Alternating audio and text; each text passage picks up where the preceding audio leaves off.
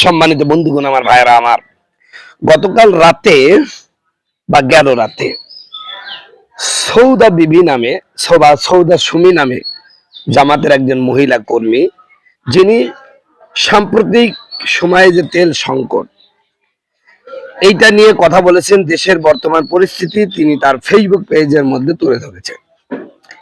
তো সেখানে তিনি লিখেছেন, ইরান যেখানে সরাসরি বাংলাদেশকে তেল দিতে অনুমতি দিয়েছে, সেখানে 2-3 গুণ দাম দিয়ে ভারত থেকে কেন তেল আনতে হবে? অবশ্যই এই প্রশ্ন আমার আপনার সবার, কেন ভারত থেকে তেল আনতে হবে যেখানে সরাসরি ইরান আমাদের তেল দিতে যাচ্ছে, অনুমতি দিচ্ছে? মূলত ওই যে প্রভুত্ব মানা, ভারতকে প্রভু মানতেই হবে। তার বান্দারা বা তার ভারতের যারা গোলামরা তো সবসময় প্রভুকে খুশি করার জন্য উদ্গ্রীব থাকে। সেই উদ্গ্রীবতা থেকেই 2-3 গুণ বেশি দাম দিয়ে ভারত থেকেই তেল আনা হচ্ছে। আর এর কারণেই প্রতিবাদ করেছেন আমাদের এই দিনী বোনটি, জামাত কর্মী সৌদা সুমি। আজ তাকে গ্রেপ্তার করা হবে, অথচ যেই ধারায় তাকে গ্রেপ্তার করা হলো সেই ধারাটি সাংবিধানিক ভাবে বাতিল করা হয়েছে। তো এই যে বাকশালী কায়েম করতে আমাদের শেখ হাসিনার লেগেছিল 6 বছর বা 6 মাস, 6 বছর, আর আমাদের বর্তমান নব্য সরকারের 6 মাসও লাগলো না।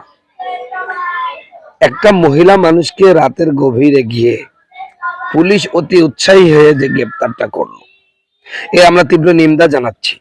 সে সাথে আপনি অন্যায় করবেন, আমরা অন্যায়ের প্রতিবাদ করলে গ্রেপ্তার করতে হবে, এই সংস্কৃতি থেকে যদি বের না হয়ে আসে, তাহলে বাংলাদেশে আরেকটি জুলাই হতে আর দেরি লাগবে না।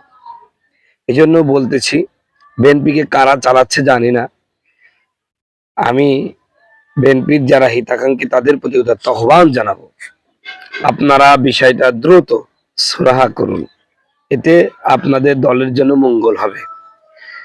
কারণ জনগণ এখন আন্দোলন করা শিখে গেছে, প্রতিবাদ করা শিখে গেছে। এদেরকে গ্রেপ্তার করে প্রতিবাদের ভাষা কেড়ে নিয়ে এদেরকে বাধা দেওয়া যাবে না ভাই। বাংলাদেশের জামাত ইসলামীর প্রতি আহ্বান জানাবো, একজন নারী কর্মীকে রাতের গভীরে গ্রেপ্তার করলো, আপনারা যদি চুপ থাকেন তাহলে এটা আপনাদের জন্য বড় ক্ষতির কারণ হয়ে যাবে। এজন্য এই বিষয়ে কোনো কম্প্রোমাইজ চলবে না, আপনারা সর্বোচ্চ ব্যবস্থা নিন, যে কোনো মূল্যেই এগুলো প্রতিহত করুন। এগুলো প্রতিহত না করতে পারলে এটা আপনাদের দলের জন্য বিশাল ক্ষতির কারণ হয়ে দাঁড়াবে। এনাকে দ্রুত মুক্তির ব্যবস্থা করার আপনারা চেষ্টা করেন, সর্বোচ্চ চেষ্টা। দরকার হয় এটাকে কেন্দ্র করে বাংলাদেশে আরেকটি ঝুলাই তৈরি করার চেষ্টা করুন। আমরা ইনশাল্লাহ আপনাদের সাথে আছি।